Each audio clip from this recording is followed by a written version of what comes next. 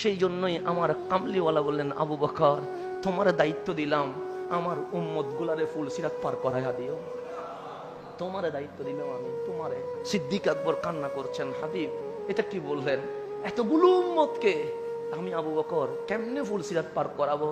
আরে ফুলসিরাত তো চুলের চেয়ে চিকন, তরবারের চেয়ে। যেখানে আমি আবু বকর হাঁটতে পারবো কিনা টেনশনে রয়ে গেছে, সেখানে আপনার এতগুলো উম্মতরে পার করাবো কেমনে? আমার রাসূল বলেন, আবু বকর অনজুর, ওই দিকে তাকাও তো। সিদ্দিক তাকালেন, কি দেখছো? সে মাকড়সা বাসা বাঁধছে। বাসাটা কি চিকন না মোটা? সে বড় চিকন। মাকড়সা কি পড়ে যাচ্ছে? সে না, পড়ে যাচ্ছে না, সে সুন্দরভাবে হাঁটছে। কামলিওয়ালা বলেন, ঠিক ওই মাকড়সা যেরকম তার বাসার চিকন রশি দিয়ে হেঁটে চলে যাচ্ছে, আমার আবু বকর আগে ফুলসিরাতের আগে হাঁটবে, আমার আবু বকরের পিছনে আমার উম্মত পার হয়ে যাবে।